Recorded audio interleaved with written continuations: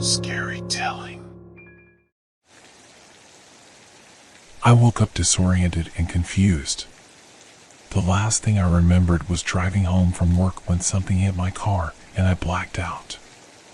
When I opened my eyes, I found myself lying on the ground on top of glass shards. I must have been in an accident. I tried to get up, but my body felt heavy and weak, like I was wading through water. The thick fog around me didn't help either. As I stumbled around the town, I noticed that there were only a few people roaming around. They seemed strange and aloof, speaking in a language that was almost, but not quite recognizable. I tried to ask them for help, but they just ignored me and went on their way. It was as if they didn't even see me. The town felt like a maze, and every so often, the buildings seemed to shift and twist in front of my eyes, revealing glimpses of a scorched and destroyed landscape. The air smelled of wet grass and trees, and the streets were wet with small puddles. It was as if it had rained recently, but there was a lot of fog. The fog was so thick that it felt like a wall, and every time I tried to walk through it, I would get fatigued and pass out. I had no idea where I was or how to get out of the town. It felt like I was trapped in a nightmare that I couldn't escape.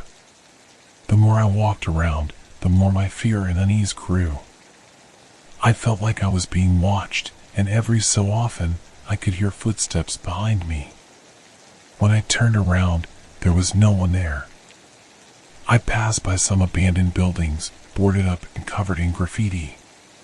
It was as if the town had been abandoned for years, but there were still a few houses and apartments that seemed occupied.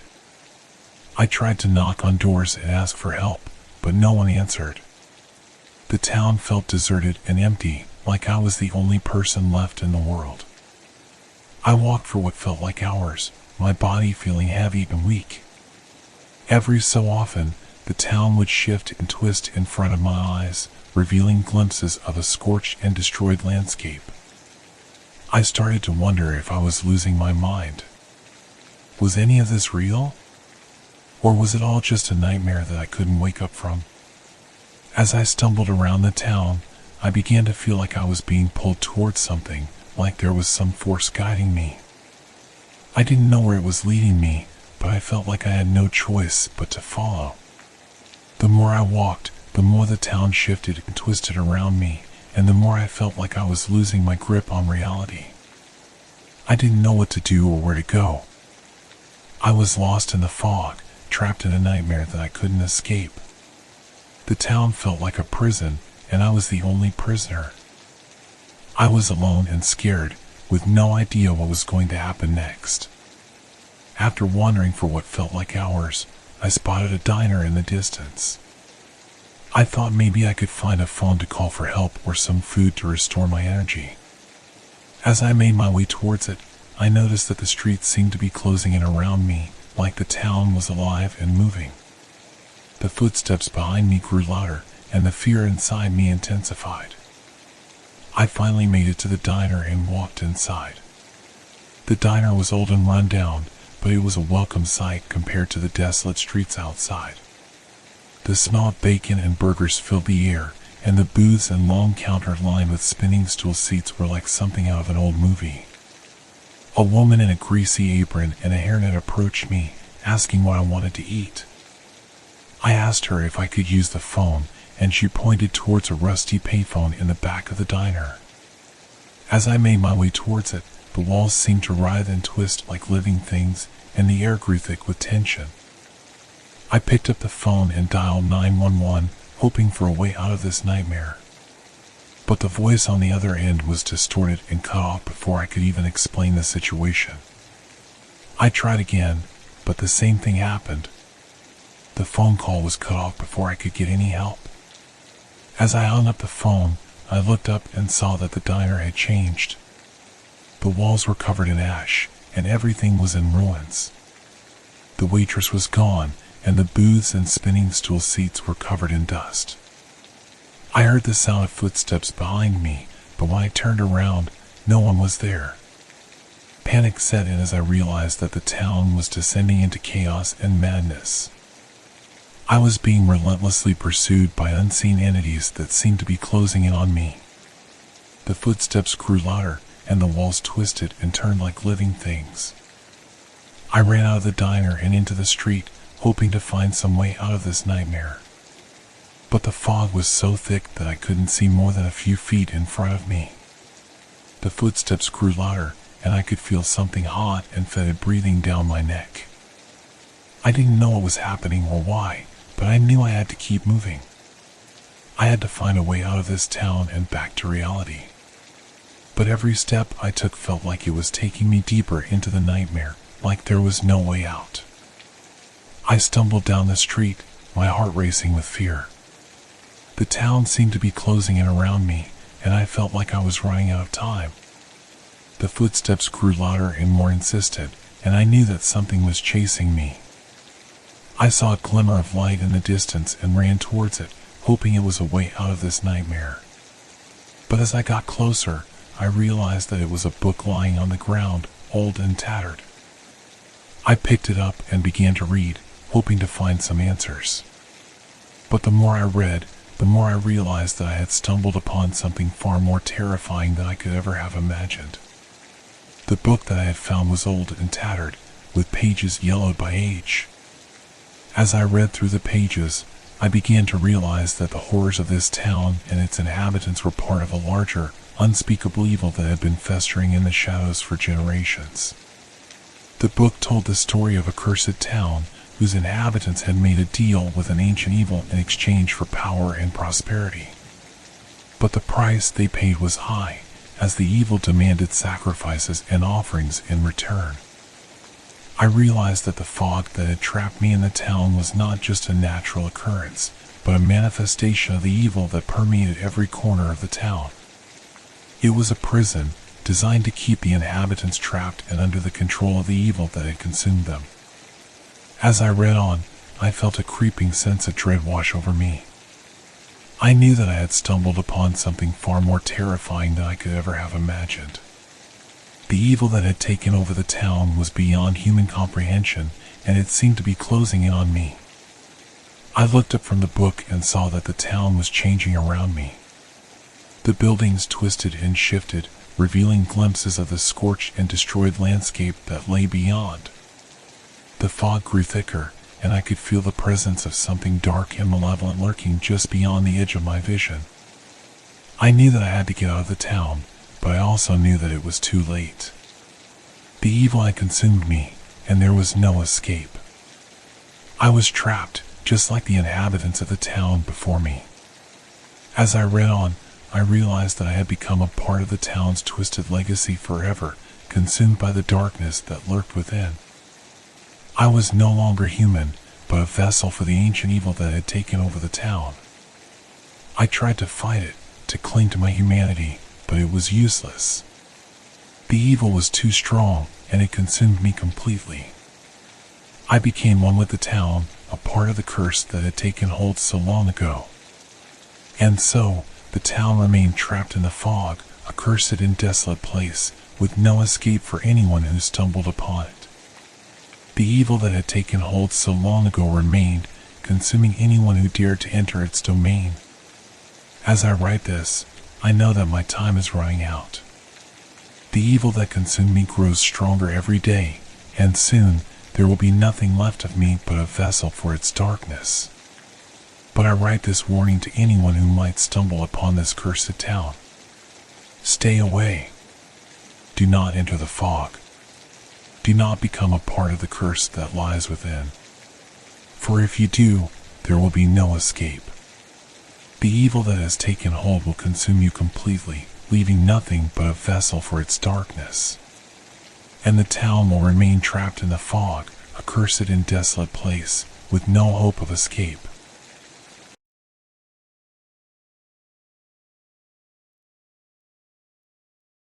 Growing up, I always wanted a family that loved and accepted me for who I was.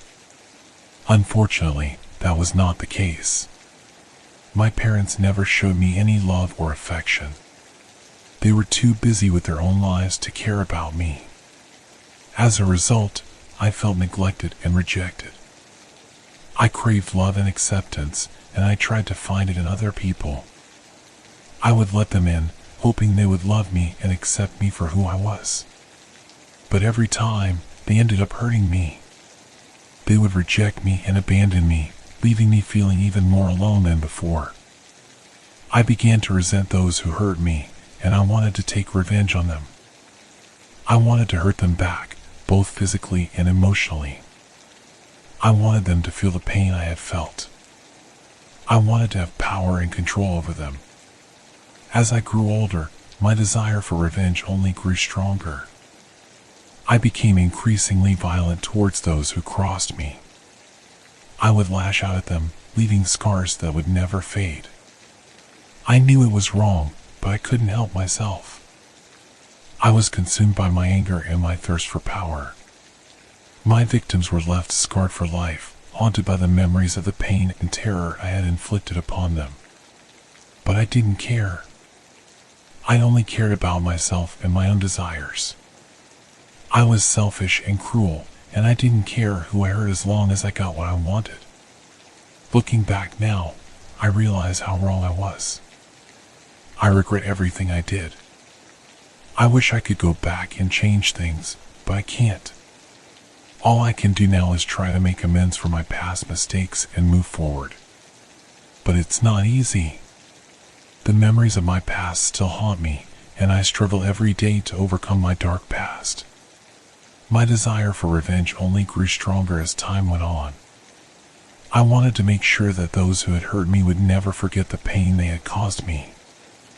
I began to visit them in their dreams, haunting them with memories of the pain and terror I had inflicted upon them. At first, it was just a way to get back at them, to make them feel the same pain I had felt. But it soon became an obsession. I would watch my victims from the shadows, waiting for the perfect opportunity to strike. I wanted them to feel my presence, to know that I was always there, watching them, waiting for the right moment to inflict more pain. My victims were left in a constant state of fear, never knowing when I would come back to haunt them. They would wake up in a cold sweat, their hearts racing, unable to shake the feeling that I was still there, watching them. But it wasn't enough. I wanted more. I wanted to have complete control over them, to make sure they would never forget me. So I began to torment them even more, inflicting more pain and terror upon them in their dreams. It wasn't long before the police began to close in on me. They had started to investigate the strange occurrences that were happening to my victims, and they were getting closer and closer to finding out who was responsible. But I wasn't afraid. I knew that even if they caught me, my legacy would live on. My victims would always remember me, and they would always be haunted by the memories of the pain and terror I had inflicted upon them. Looking back now, I realize how wrong I was. My desire for revenge had consumed me, and I had become a monster. But at the time, I didn't care. All I cared about was making sure that I was never forgotten, that my victims would always remember me. It's been years since I was caught and sent to a mental institution, but my legacy still lives on.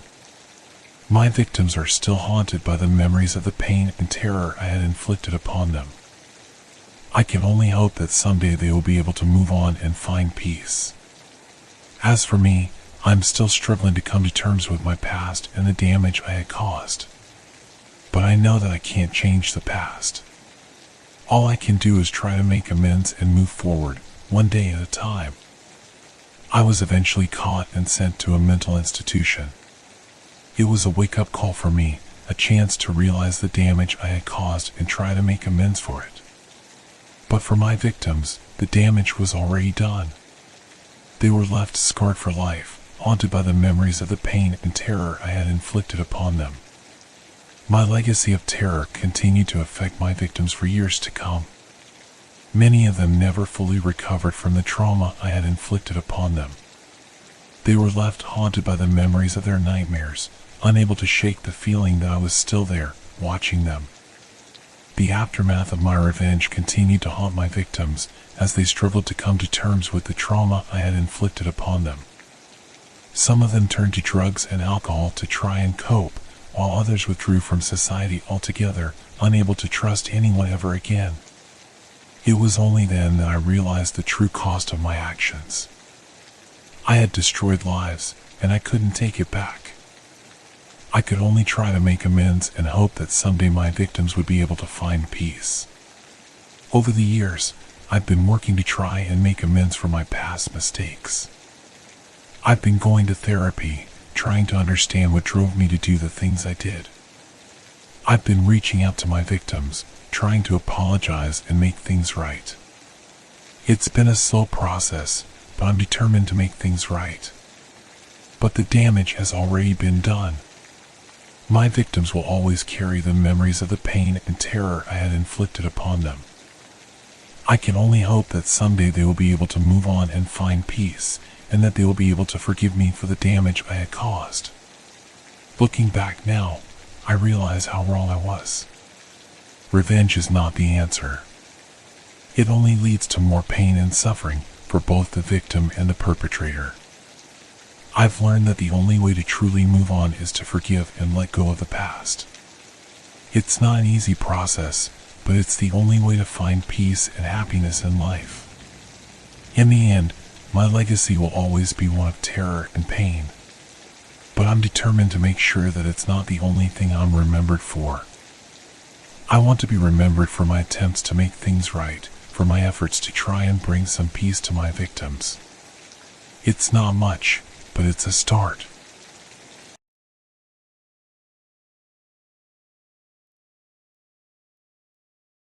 I arrived at Fort Irwin Army Base feeling optimistic, despite having had a miserable experience there before. This time, as a newly minted sergeant, my job was to oversee the night shift of tower guards on our little FOB. I was given my own van to drive around, which I was grateful for as it made moving around in the chilly desert night easier. It was on a routine check at Tower 12 when I had my first encounter with the ghostly apparition. My buddy was stationed there, and I thought we could chat for a bit since I was bored and tired. When I arrived at the top platform of the tower, I found him and another soldier completely frozen and pale, staring out into the desert.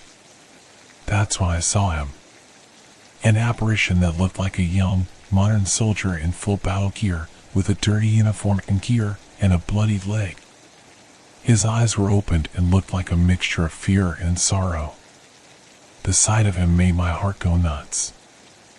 I felt compelled to call out to him, "Hey man, are you okay?" As he looked up at me, his mouth slowly opened, but he didn't really speak. It was more like sound just came out of his mouth. "I don't want to die here. Please help me. I don't want to die." I froze. I had never seen anything like this before. My buddy and the other soldier were also pale and frozen in shock. They didn't say anything, they both just pointed out into the desert. Against my better judgment, I decided to call out to the apparition again. "Hey, talk to me, man. What's wrong?" He looked up at me, and as I watched, his figure slowly disappeared. I turned to my buddy, who was trembling. "I gotta go report this. I'll be back in a few." He just nodded as I made my way back to the stairs. I felt like I was being watched, and my hair was standing on end. I got back in the van and sped off, heading back towards headquarters. As I drove, I couldn't shake the feeling that I was being followed. I felt like something was in the van with me, but I couldn't see anything. It was then that I noticed something in the rearview mirror, almost glowing. I looked up and saw his ghastly eyes staring back at me, and his mouth was agape. "Don't die here," he screamed. I jolted awake, just as the van was running off the road. My heart was pounding, and I was drenched in sweat. I realized that it was just a dream, but I couldn't shake the feeling that something was wrong. The next few nights were uneventful, but I couldn't shake the feeling that something was wrong. I would see the soldier's face everywhere I went, and I started having nightmares about him. I was becoming more and more paranoid, and I started to avoid going outside. I was afraid of what I might see. My colleagues noticed that something was off about me, but I couldn't bring myself to tell them what was happening. The ghostly apparition was taking over my life, and I didn't know how to make it stop. As the days went by, I started to feel like I was losing my mind. Every time I closed my eyes, I could see the soldier's face, and his haunting voice would beg for help. I tried to ignore him, but it was getting harder and harder to do so. I stopped going outside altogether and spent most of my time in my quarters. I didn't want to see anything that might remind me of the ghostly apparition. But even in my own room, I could hear him calling out to me. One night, I dreamt that I was back at Tower 12, and the apparition was standing right in front of me. His eyes were filled with fear and desperation, and his voice was trembling. "I don't want to die here," he said, his voice barely above a whisper. "Please help me." I woke up in a cold sweat, and my heart was pounding. I knew then that I couldn't ignore the soldier any longer. I had to find out what had happened to him and why he was still haunting me. I started doing research on the base's history, looking for any information about soldiers who had died during training exercises. It took a while, but I eventually found something. According to the records, a soldier had died during a training exercise gone wrong. The army had covered it up, and the soldier's family was never told what really happened. Could this be the same soldier who was haunting me? I felt a sense of responsibility to help the soldier's family find closure. But how could I do that when I couldn't even help myself? As I was pondering my next move, I heard a knock on my door. It was my colleague, Sergeant Brown. "Hey man, is everything okay?" he asked, noticing my withdrawn behavior. I hesitated for a moment, but then I decided to tell him everything. I told him about the ghostly apparition and how he was haunting me every night. Sergeant Brown listened carefully, and when I was finished, he looked at me with a mix of concern and sympathy. "I had a similar experience when I was stationed in Korea," he said. "I saw a ghostly apparition too. It was terrifying. But you can't let it consume you, man. You have to find a way to make it stop." I knew he was right, but I didn't know how to make it stop. Sergeant Brown suggested that I talk to someone about it, maybe a therapist or a chaplain. I took his advice and went to see the chaplain. It wasn't easy talking about my experiences, but the chaplain was understanding and supportive. He helped me come to terms with what was happening and gave me some strategies to deal with the apparition. It wasn't an overnight fix, but slowly, things started to get better. I still saw the soldier's face in my dreams, but the dreams were becoming less frequent. I started to go outside again, and I even went on a few patrols with my colleagues. But then, one night, I heard the soldier's voice again. This time, it was louder and more urgent. "Don't die here," he screamed. I woke up, drenched in sweat, and knew that something was different. The ghostly apparition wasn't just haunting me anymore, he was warning me about something. But what was it? I knew I had to find out.